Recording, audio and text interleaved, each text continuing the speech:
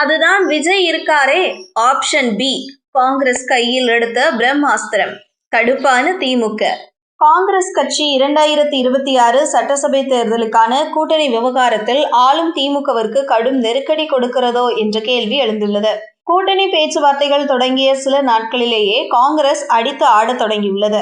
முன்பெல்லாம் காங்கிரசுக்கு திமுக தாண்டி பெரிய ஆப்ஷன் இருக்காது. ஒன்று திமுக, இல்லையென்றால் தனித்தே கூட்டணி உருவாக்க வேண்டும்.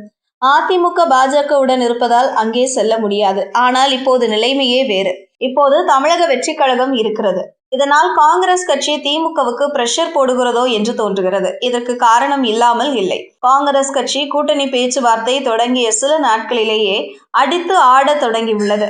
ஒரு பக்கம் ராகுல் காந்திக்கு நெருக்கமான பிரவீன் சக்கரவர்த்தி விஜயை சந்திக்கிறார். விஜயிடம் பேசுகிறார். அதேபோல் விஜயை பாராட்டி போஸ்டுகளை செய்கிறார். இன்னொரு பக்கம் காங்கிரஸ் தலைவர் செல்வ பெருந்தகை தேர்தலுக்கான விருப்ப மனுக்களை இப்போதே பெற தொடங்கிவிட்டார்.